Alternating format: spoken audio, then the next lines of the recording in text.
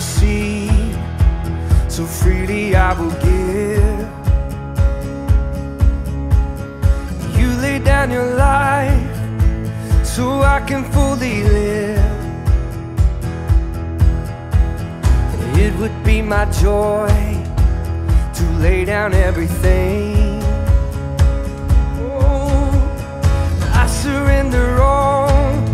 I'm a servant to the King, 'cause I am alive and saved by grace.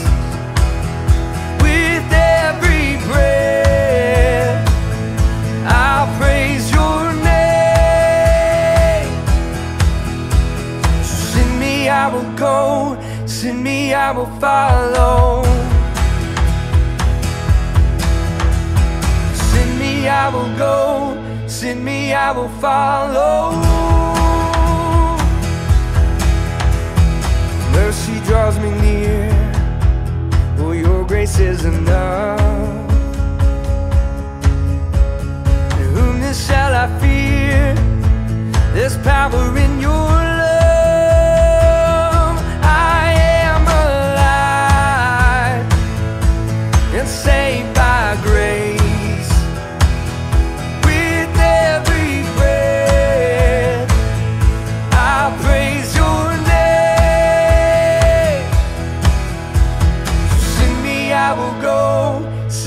I will follow. Send me, I will go. Send me, I will follow. Oh, how sweet the grace has set me free. Oh, me from my sleep and it's sending me.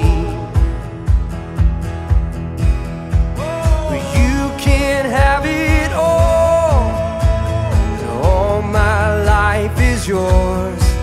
I surrender to the one who has redeemed. Oh, how sweet the grace has set me free. Oh, me from my sleep and it's sending me.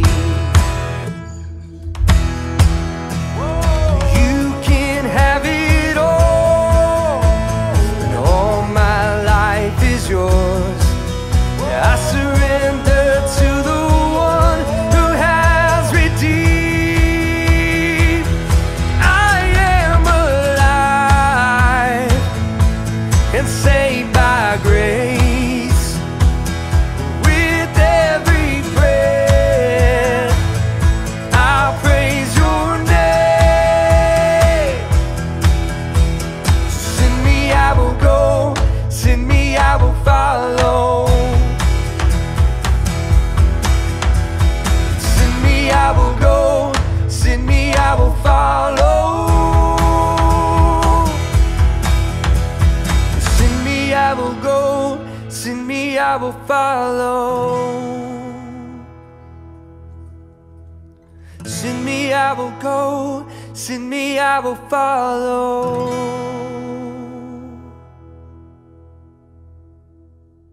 Mapagpalang umaga po sa ating lahat.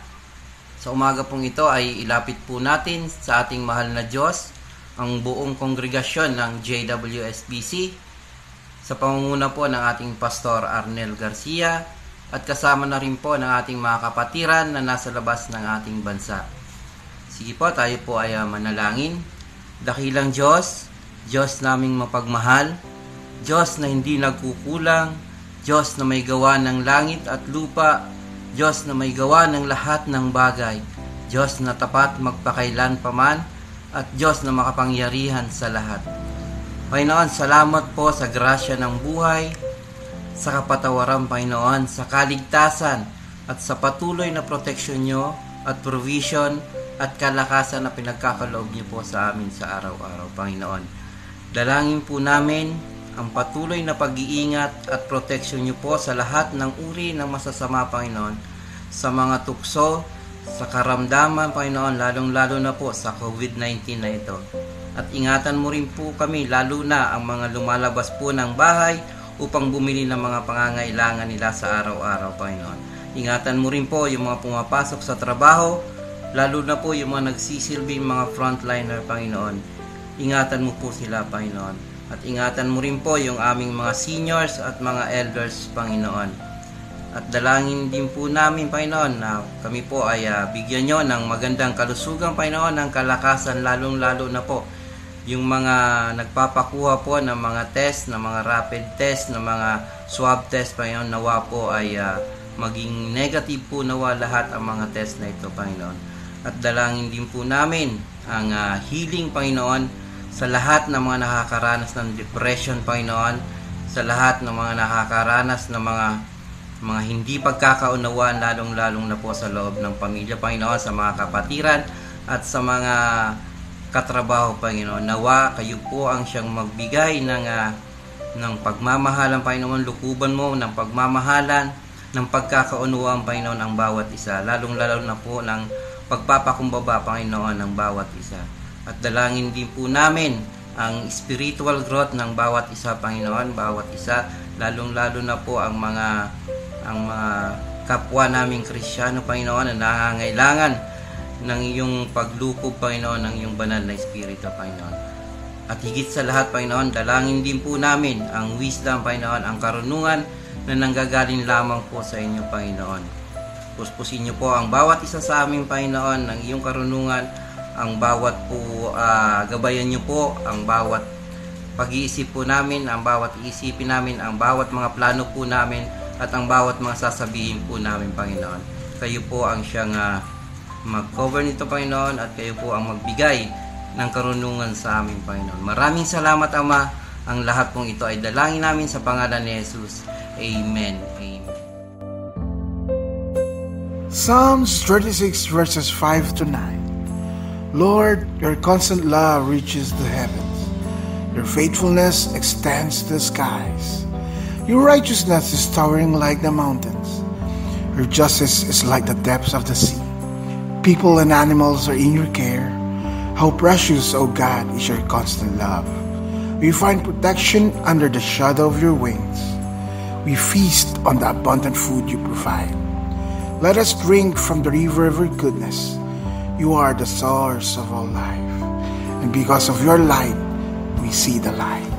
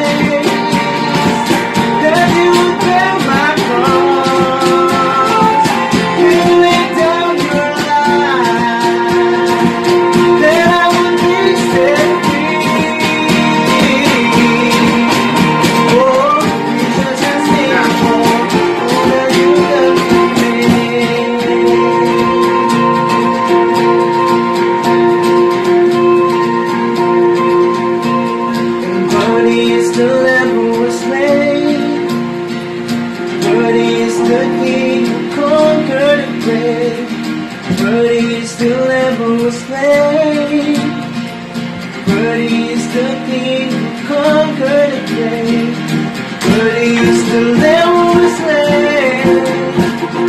Worthy is the King who conquered the grave. Worthy is the Lamb who was slain. Worthy, worthy, worthy of this is amazing grace. This is a feeling that you would take my place, that you would bear my cross, you lay down your life, that I would be set free. Oh, Jesus, I sing for all that you've done for me. I will sing, Lord, all that you've done for me. I will sing, Lord, I will sing.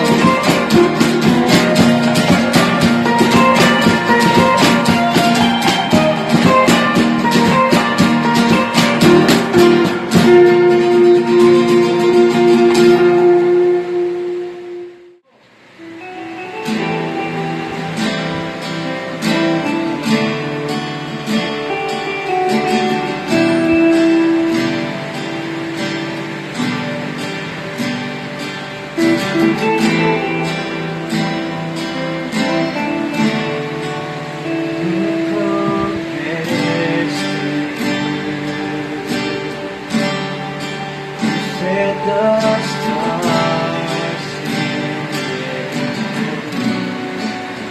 You calm the raging sea that came crashing over me. Who compares to you?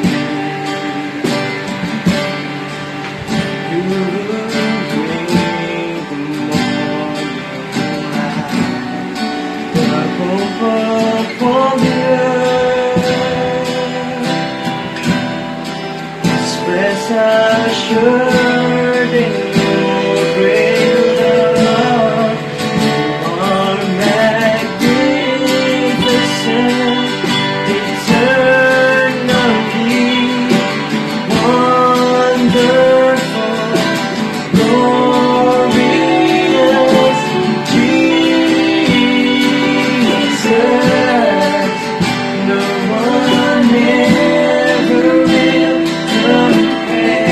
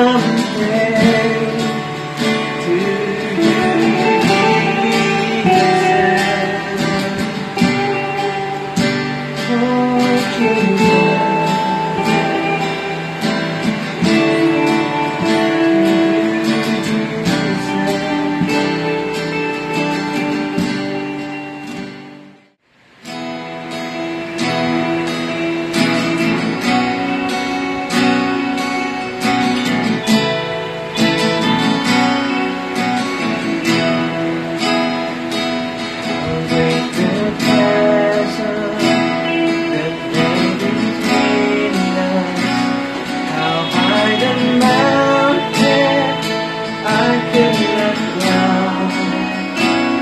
In desperation,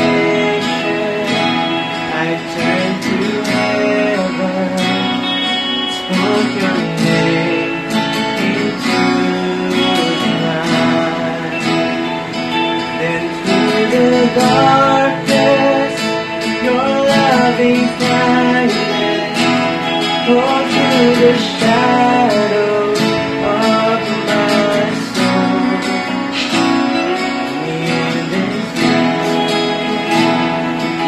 In this little Jesus Christ, my living hope.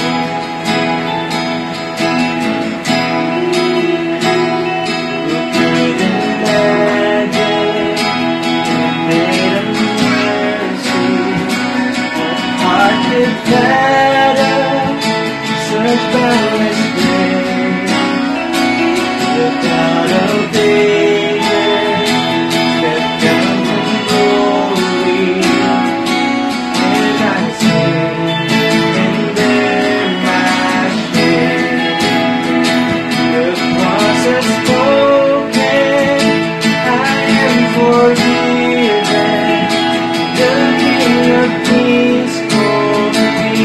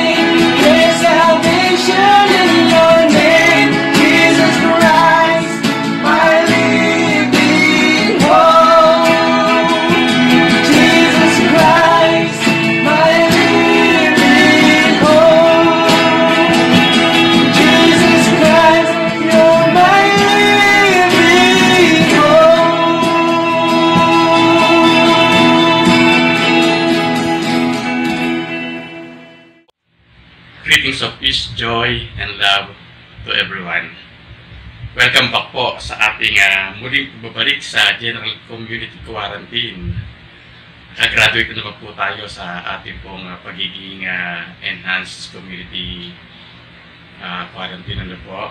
At salamat po sa Panginoon sapagkat siya po ay nagbibigay po sa atin ng panibagong araw at ating pong patuloy na magagamit upang siya po ay ating mapapurihan. We are now on our 24th edition ng ating online worship, and I do hope and pray na ang bawat isa po sa atin ay wala pong na-miss po sa nakalipas po natin ng mga previous virtual gathering. At kung sakali man po na meron po sa inyo na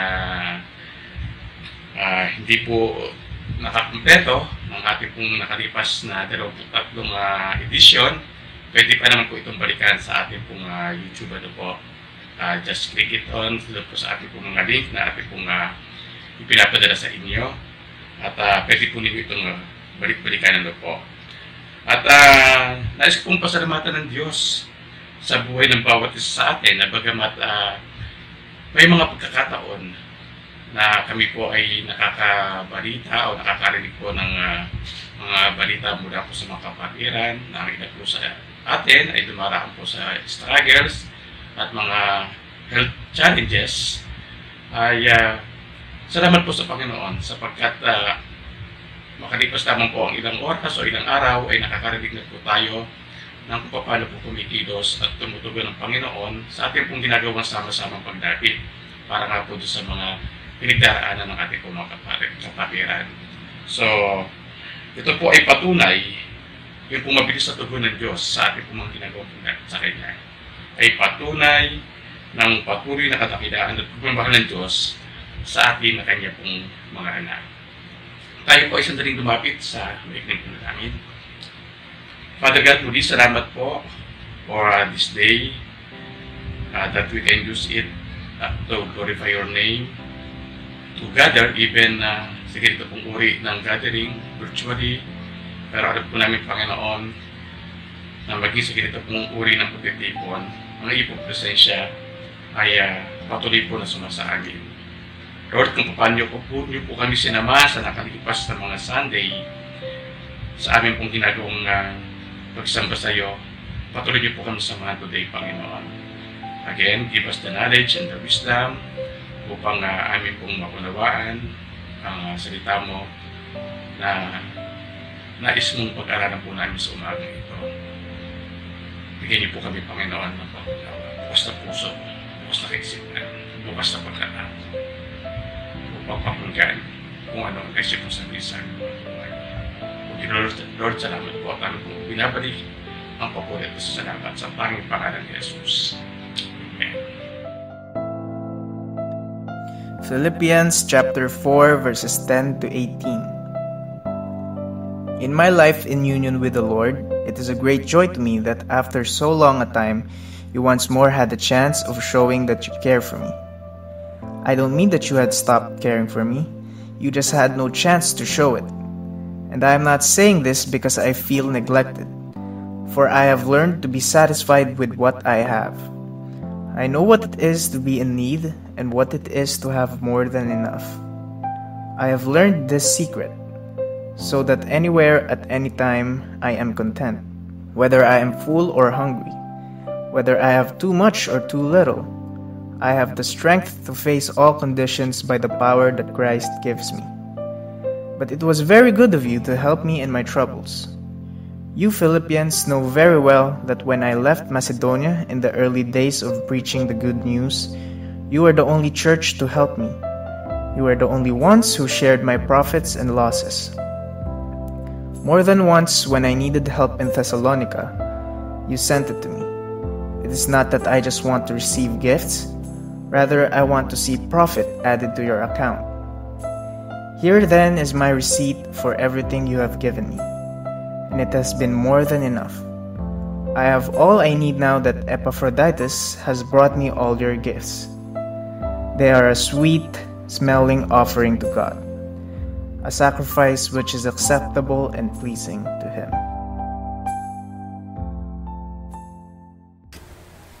Para sa ika-4 na bahagi ng ating seryeng Characters of a Church, tatalakayin po natin ngayong umagang ito ang paksang mayroong kinalaman sa pagbibigay ng mga mananampalataya. Pamamagatan po natin itong generosity in giving. Mula nga po sa Pilipos, Kabanata 4, mga talatang 10 hanggang 18 na ating pong sama-samang tinunghayan kanina, ay ating makikita na natutunan na ng mga mananampalataya doon sa Pilipos ang lihim o sekreto ng pagkakaroon ng isang bukas pusong pagbibigay.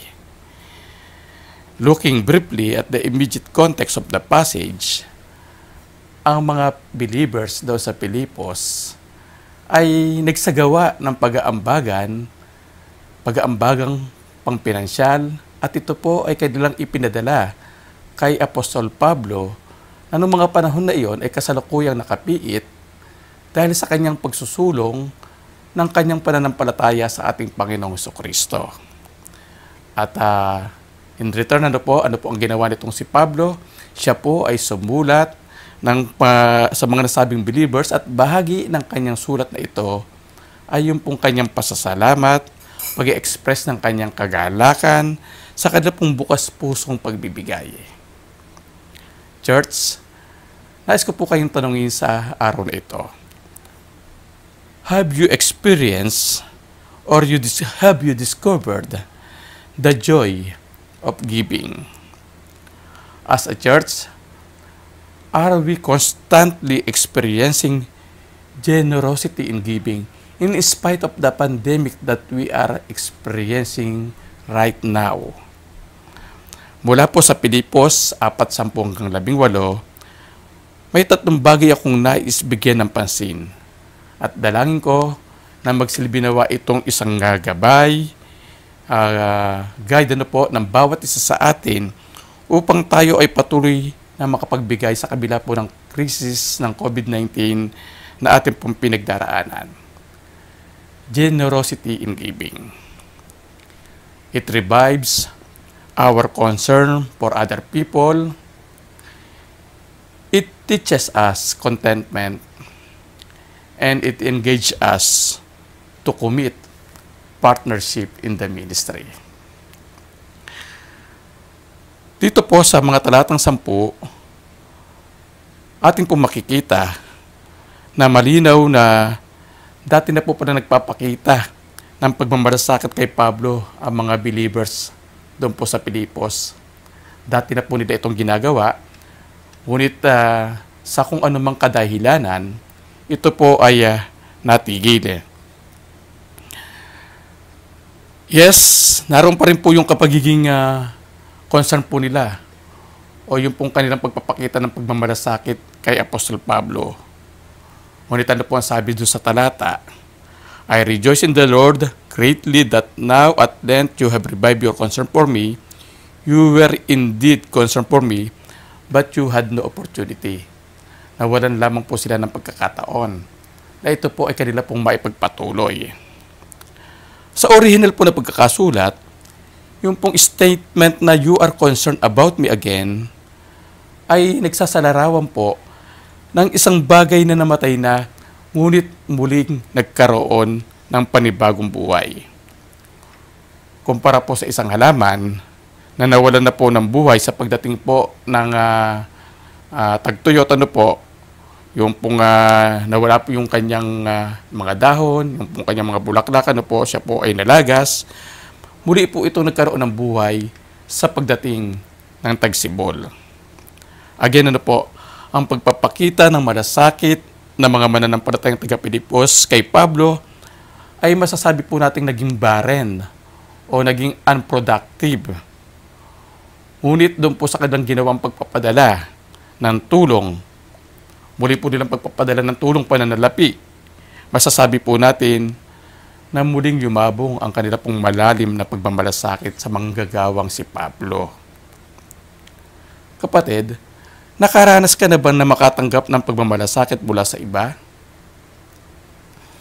Kumusta naman ang iyong ipinakikitang pagmamalasakit sa iyong kapwa? Nagsawa ka na ba sa pag-i-invest sa iyong kapwa ng anumang meron ka o meron sa iyo?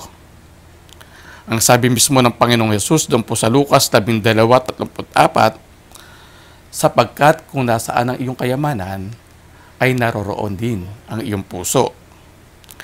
Tandaan po natin, sa pagbibigay po sa ating kapwa, dapat ay nakararanas tayo ng kagalakan sa ating puso. Our giving should always be a physical manifestation of expressing concern and love to other people. Ganito po ang disenyo ng Diyos sa ating mga believers. Sa ating pong pagbibigay, ay Kanya pong inaalis sa ating mga buhay. Ano po? Yung pong pananatili po natin nakapokus sa ating mga sarili. Tinatanggal po tayo nito ni Lord sa ganoong pong perspektibo na lagi po tayong nagpo-focus sa ating mga sarili. Sa halip, Kanya po tayong dinadala na magtuon ng pansin sa ating pong kapwa. Yun po yung design ni Lord sa ating pong pagbibigay. Sino nga ba o ano ba ang ating mga pinagmamalasakitan noon at ngayon? Sa ating pagmamalasakit, sumusunod pa ba ang ating kayamanan o nagmimistula itong isang kabigatan sa ating pong mga buhay? Speaking of the word treasure, naalala ko po ang dalawang minor character sa Bible na si Akan doon po sa Old Testament at ang tungkol po doon sa isang binatang mayaman na atin naman pong matatagpuan doon po sa Bagong Tipan. Ang salaysay po patungkol kay Akan ay matatagpuan sa Joshua chapters 16 and 17. Doon ay atin pong mababasa na noong inutusan ng Diyos ang mga Israelita na lusubin ng Jericho, ibinilin sa kanila na huwag po silang magtatago para sa kanilang sarili ng anumang samsam na makukuha po nila doon po sa digmaan. Sa halip, ano po ang inutos sa kanila? Ito po ay kanilang tipunin at ito po ay kanilang ilalagak doon po sa treasury ng ating Panginoon. Ngunit ano ang ginawa ni Akan? Siya po ay nagsubi para sa kanyang sarili. Nagtago po siya ng ilang samsam na kanila pong nakuha doon po sa kanilang ginawang paglusob doon sa Jericho. At dahil po sa kanya pong ginawa, yun po ang naging dahilan ng kanilang naging pagkatalo sa isa pong maliit na bayan. Bayan po ng Ai. Napakaliit po na komunidad, pero doon po nakaranas ng pagkagapi ito po mga Israelites. Bakit po? Dahil po sa ginawang pag-iimbot itong si Akan na magtabi para po sa kanyang sarili. At ano po ho ang naging resulta nito para kay Akan at sa kanya pong pamilya? Sila po ay pinagbabato hanggang mamatay. Kasama po yung pong kanilang mga alagang hayop. Sa Mateo 11:16 hanggang 22 ay mababasa naman po natin ang salaysay patungkol sa mayamang binata na nagtanong sa Panginoong Hesus kung anong kabutihan ang dapat gawin upang makamtan ang buhay na walang hanggan. Ano ang final word sa kanila pong naging usapan? Ang sabi ng Panginoong Hesus, ipagbili mo ang lahat mong ari-arian at ipamahagi sa mahihirap ang pinagbilan at saka kasumunod sa akin. Mga kapatid, lilinawin ko lang po na ang passage na aking binanggit ay hindi po nagtuturo na ang buhay po na walang hanggan ay matatamo sa pamamagitan ng pagbabahagi ng kayamanan. Hindi po ito yung pong punto ng passage.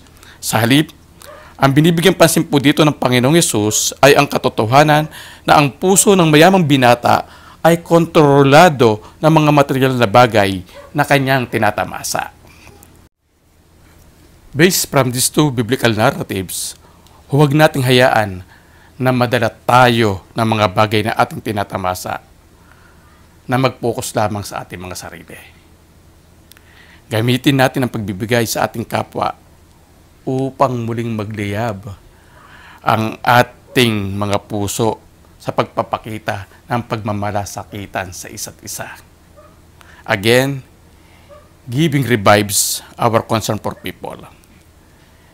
God uses it to take the focus of ourselves and put it onto someone or something else. Dito po sa verse 11 to 13, ang sabi po rito, "Not that I am speaking of being in need, for I have learned in whatever situation I am to be content. I know how to be brought low, and I know how to be abound. In any and every circumstance, I have learned the secret of facing plenty and hunger, abundance and need. I can do all things through Him who strengthens me." Ano po makikita natin dito, mga kapatid? Generous giving teaches us contentment.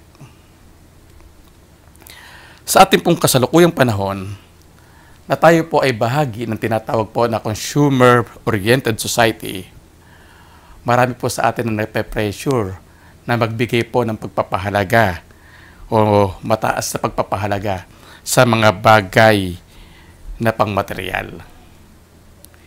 Hindi nga ba pag may mga pagkakataon na kapag tayo po ay bumibili ng mga bagay online, tayo po ay nagsasagawa o nagbibigay po ng review o rating doon po sa kalidad ng items na ating po mga nabibili. Nitong nakaraang mga araw, naaliw po ako sa pagbabasa ng mga ratings na aking po nakikita dito po sa online selling, ano po. At naging kapansin-pansin po sa akin yung pong isang customer na laging negative ang kanyang ibinibigay na komento doon po sa seller na kanyang pong binibilan ng items. Halos sa karamihan po ng mga nagbibigay po ng ratings ay 5-star po ang binibigay. Pero ito pong nabanggit po na tao na akin pong binabanggit ay lagi pong 1-star at negative nga po ang kanya pong mga ibinibigay. Pero ang nakakapagtaka po rin, bakit pa rin po siya bili ng bili? At panay din naman po ang kanyang komento. Although karapatan naman po niya ang magbigay po ng mga negative comment bilang isang customer, ngunit maaari din naman na dumating na po siya doon sa punto na ang kanya pong kasiyahan ay nakabase din lamang po sa mga bagay na masikit pa kaysa kanyang tinatamasa. Na kahit meron po siya, kahit maganda naman po yung bagay bagay na meron po siya, na hawak po niya, ay hindi na po siya nasisiyahan. Dito po sa mga talatang 11 hanggang 13 ay makikita natin na hindi po nais ni Pablo na mapag-isipan po siya ng mga Philippian believers na ang kanya pong kagalakan ay nakasalig sa pananalaping kanyang natanggap o tatanggapin pa. Sinasabi po ni Pablo na natutunan na niya ang masiyahan sa kung anumang mga bagay na meron siya. Para po sa kanya, salamat kung meron at salamat din kung wala. Ayon nga po sa kabuuan ng kanya pong sinulat, nais ko po itong muling basahin po sa Tagalog. Ang sabi po rito, "Hindi ko sinasabi ito dahil sa kayo'y pinaghahanapan ko ng tulong, natutunan ko ng masiyahan, maging anuman ang aking kalagayan." Alam ko kung paano magikahos, alam ko rin kung paano managana, natutunan ko na ang sikreto kung paano masiyahan sa anumang kalagayan sa buhay. Ang mabusog o ang magutom. Ang managana o ang maghirap. Ang lahat ng ito ay magagawa ko dahil sa lakas na kaloob sa akin ni Kristo. Mga kapatid, ano nga ba ang ibig sabihin ng salitang contentment? Webster define contentment as a state of happiness and satisfaction. Again, ano po? It is a state of happiness and satisfaction. Kapag sinabi pong contentment, hindi naman po ito nangangahulugan na bawal na po ang pagkakaroon ng mga desire o pagnanais na magkaroon ng mas mataas na antas ng kagalakan. Hindi naman po ito pinagbabawal sa ating pong mga mananampalataya. It's just normal na magkaroon po tayo ng pagnanais, na magkaroon po ng mataas na antas ng pamumuhay, mataas na antas ng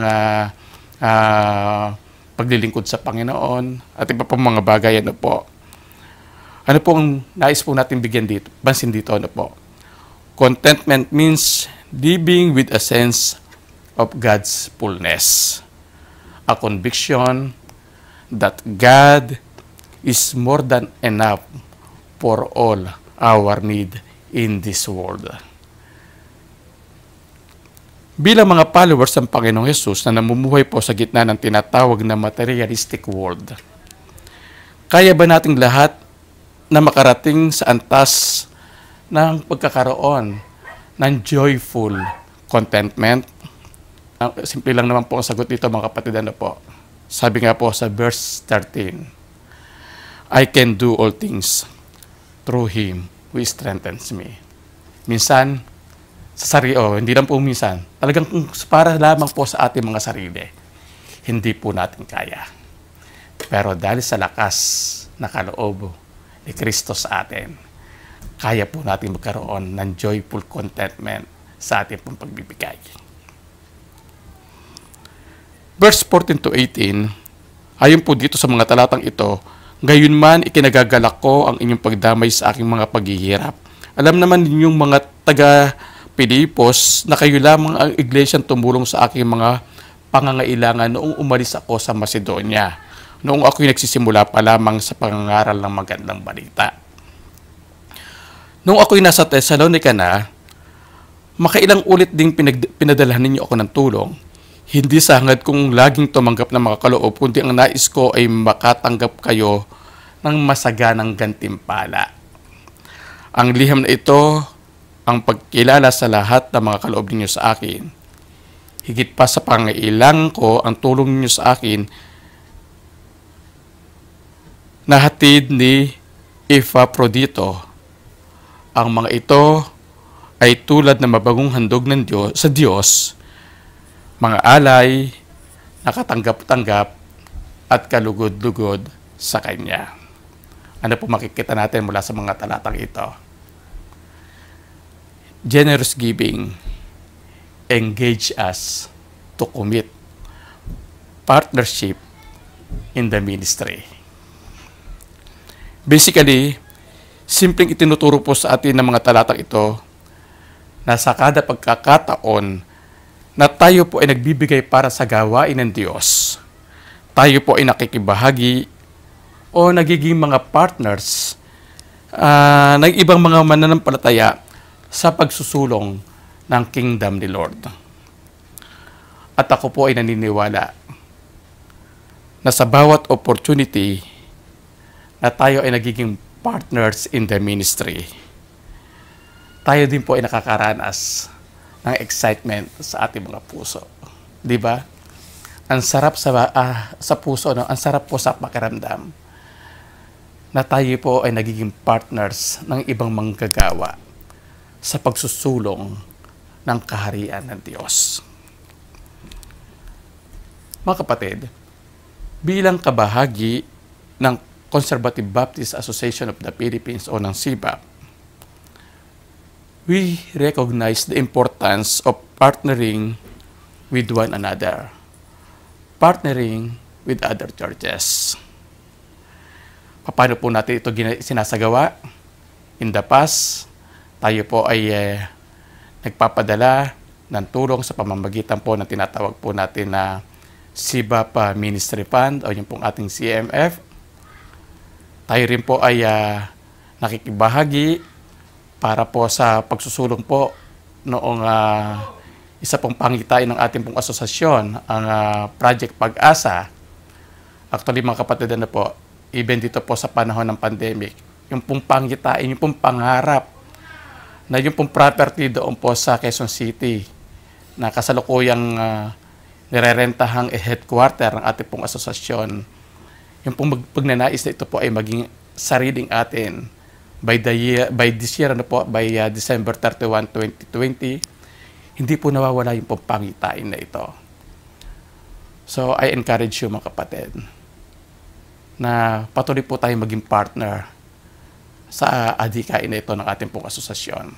And of course, hindi rin po mawawala, syempre, yung opportunity na tayo po ay maging partners in the ministry ng ating po mga field missionaries. Alam po ninyo, bagamat meron po tayong mga tinatawag na local mission, yung meron nga po tayong mga outreaches, meron po tayong mga inaabot na mga community dito po sa ating paligid. Pero yung pong ating desire na maging bahagi po ng world mission o yung pong global mission, hindi po ito nawawala sa atin. Gusto rin po natin iyan. Pero with some limitation, alam po natin na hindi po natin kaya magpadala ng sarili po nating manggagawa doon po sa mga lugar na hindi pa naaabot ng gospel. Pero through partnership, syempre given na po yung prayer, partnership in giving, kung tayo po ay tutulong, kahit po maliit na amount na ating pong maibibigay para po sa ating pong mga field missionaries. Ito pong mga maliliit na halaga na pag pinagsama-sama, maliliit na halaga na nanggagaling po mula sa iba't ibang mga mananampalataya. Pag ito po ay pinagsama-sama, ito po ay nagiging isang malaking tulong para po sa ating pong mga field worker. So mga kapatid, naalala ko po yung kwento patungkol po sa isang primitive tribe na matatagpuan doon po sa Southern America. Sa isa pong kagubatan doon, napag-alaman ng mga anthropologists na ang pinakamahalagang role na pinapangarap ng mga kasapi ng tribo ay yung pong pagiging flame keeper o tagapangalaga ng apoy. Alam po ninyo, doon po sa kanilang lugar, ang apoy po ay tinuturing na precious commodity. Kaya hindi po ito dapat mawawala. Hindi po ito dapat mamamatay. Kailangan po nila itong alagaan. So yun po, nagtatalaga po sila ng mga flame keeper na mangangalaga po sa apoy day and night, rain or shine. Kailangan po nila itong bantayan. Mga kapatid, as we give financially para po sa gawain ng Diyos, tayo po ay nagiging mga keepers of flame. Nagiging katuwang tayo sa pagpapalaganap ng gospel at pagpapadama ng pagmamahal sa ibang tao. As we practice generosity in giving, we enable JWSBC to shine as God's lights in the world. Di ba? Masarap sa pakiramdam, nakakataba ng puso, na kahit sa maliit na kapamaraanan, ang JWSBC ay nagiging bahagi ng pagpapanatili ng apoy ng paglilingkod para po sa ating pong mga missionaries. Ayon nga po sa verse 18, ang pagbibigay po ng may tamang motibo at tamang dahilan ay nagiging isang fragrant offering o mabangong samyo sa harapan ng Diyos.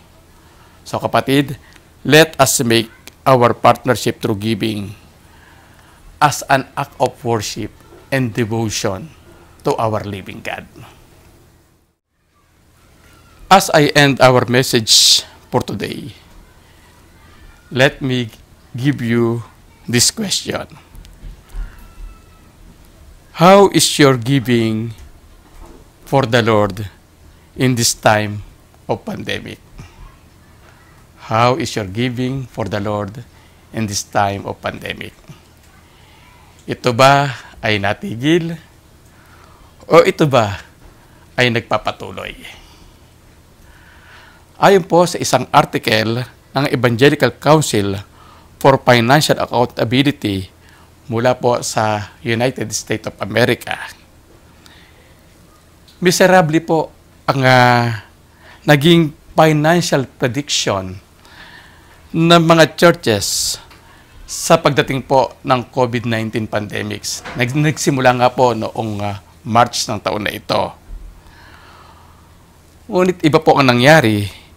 Sa halip po na bumaba ang giving ng mga churches, kinakitaan po ito ng pagiging stable at sa iba pa nga po ay nagkaroon pa ng growth o paglago, pagtaas sa kanila pong financial giving.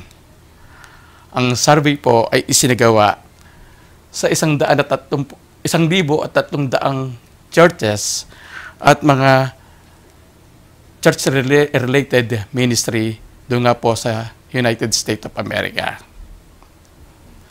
Dito po sa ating bansa, 3 weeks ago ay nagkaroon po ako ng pagkakataon na makapag-join sa isa pong virtual fellowship ng mga kapastoran mula po dito sa National Capital Region o sa Metro Manila.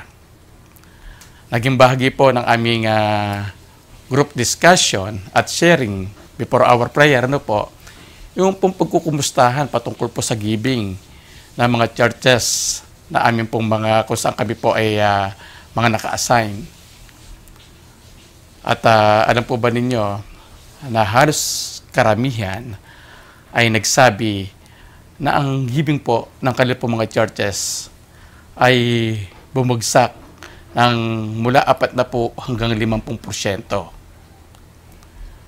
Nang ako po ay kanila nang tinanong kung kumusta po ang giving ng church, ang sabi ko naman po sa kanila ito po. The way the church as a congregation or as an individual is supporting me financially, I think there is no decline in our giving. Kung paano ko po nararanasan at nararamdaman kung paano po ang church, maging ito ba po ay kabuuan ng kongregasyon or as an individual believer, kung paano po kayo nagbibigay ng suporta sa akin financially, masasabi ko po na ang church po ay hindi nag-decline sa ating pong pagbibigay para sa ating Panginoon. Although that answer was hypothetical, I do hope and pray na sana nga po ay ganoon ang talaga nangyayari sa ating pong financial giving. Mga kapatid, maaring ang mga kakasapi po doon sa church, doon po sa Pilipos na nagbigay para sa ministeryong pinangangasiwa ni Pablo, ay nagkaroon po ng pag-alala, concern para po sa kanilang sarili, na baka naman sila po ang kapusin sa kanilang po mga pangangailangan dahil po sa kanilang ginagawang pagbibigay. Ngunit ano po ang sabi sa kanila ni Pablo? At buhat sa hindi mauubos na kayamanan ng Diyos, ibibigay niya ang lahat ng iyong kailangan sa pamamagitan ni Kristo Jesus. Balikan ko po yung tanong, how is your giving for the Lord in the time of pandemics? Para sa akin, sasagutin ko po ito ng isa ring katanungan. Kumusta ang mga pagpapalang ibinibigay sa iyo ni Lord nitong pagdating ng COVID-19? Siya ba ay nagkurang sa iyo? Church, remember this. If we remain steadfast in practicing generous giving, it will revive our concern for other people. It will teach us contentment. It will engage us to commit partnership in the ministry. Tayo po ay manalangin. Father God, salamat po sa iyong mensahe sa amin sa umagang ito. Indeed, Lord, it was a privilege on our part na kami po ay makapagbigay para po sa iyong gawain. Salamat po, Panginoon, the way you are blessing every one of us sa aming po mga trabaho, sa aming po mga hanap buhay, sa mga negosyo, that even in this time of pandemic, Lord, alam po namin, Lord, kinagamit niyo po ang anumang mga bagay upang ang kasapatan po, Panginoon, sa aming pangangailangan ay patuloy niyo pong maibigay. Lord, patuloy niyo pong instill sa amin po mga puso na huwag po kaming maging maramot sa pagbibigay para po sa iyong gawain. Nanawa po, Panginoon, sa anumang mga biyaya na amin po natatamasa sa iyo, na kahit kami po ay nangangailangan, kami rin po, Panginoon, ay patuloy niyo pa rin binibigyan ng pribilehiyo, ng opportunity, Panginoon, na makapagbigay para po sa iyong gawain. Ang pag-ibig ng Diyos Ama, ang kagalakang dulot ng ating pakikiisa sa Diyos Anak, at ang patuloy na pakikipisan ng Diyos Espiritu ay patuloy nawa nating maranasan ngayon at kailanman. Amen.